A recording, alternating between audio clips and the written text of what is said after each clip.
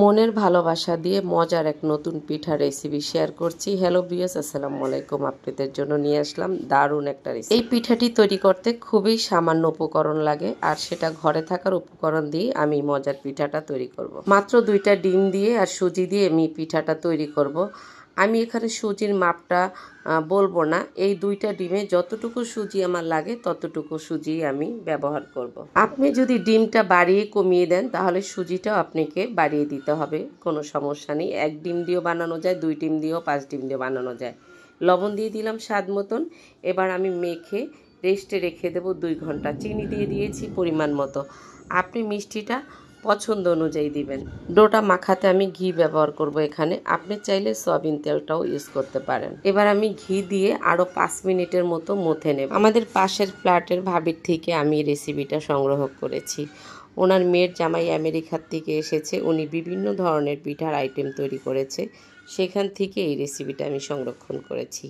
এটা 4টা আইটেমে এই পিঠাটা তৈরি করা যায়। আমি আজকে একটা শেয়ার করেছি, আপনাদের কমেন্ট পেলে আমি আরও 3টা রেসিপি শেয়ার করব। এই পিঠাটা মুখে দিলে মিলে যাবে, এত মজা। আসলে আমিও কখনো এই পিঠাটা খাইনি, এটা আমার জন্য নতুন এক রেসিপি।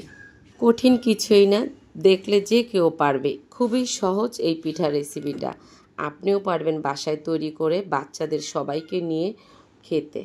নতুন পিঠা রেসিপিটা আপনাদের জন্য নিয়ে আসলাম।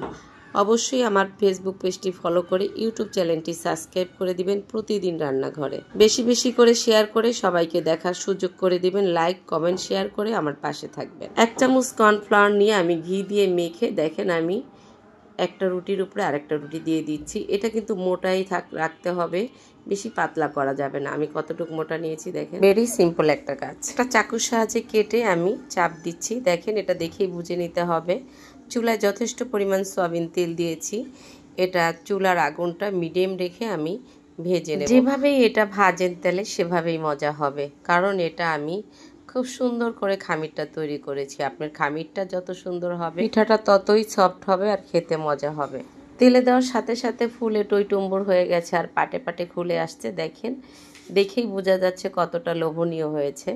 খেতে হয়েছে অসাধারণ। এই নতুন মজার পিঠাটা কেমন হয়েছে অবশ্যই কমেন্টে লিখে জানাবেন। এই পিঠাটা 4টা আইটেমে তৈরি করা যায়, আমি একটা আইটেম দেখিয়েছি। আপনারা যদি কমেন্টে লিখে জানান, বাকি 3টা রেসিপি নিয়ে ফিরে আসব পিঠার আপনাদের মাঝে। এই পিঠার একটা পার্ট আমি আপলোড দিয়েছিলাম টিকটকে, আমাকে তো পুরো তাক লাগিয়ে দিয়েছে। 42,500 ভিউয়ার্স হয়েছে, মাশাআল্লাহ। প্রিয় টিকটকের ভাই বোনেরা আমাকে বেশি ভালোবাসেন, আর ফেসবুকের প্রিয় ভাই বোনেরা আমাকে বেশি ভালোবাসে। আল্লাহ হাফেজ।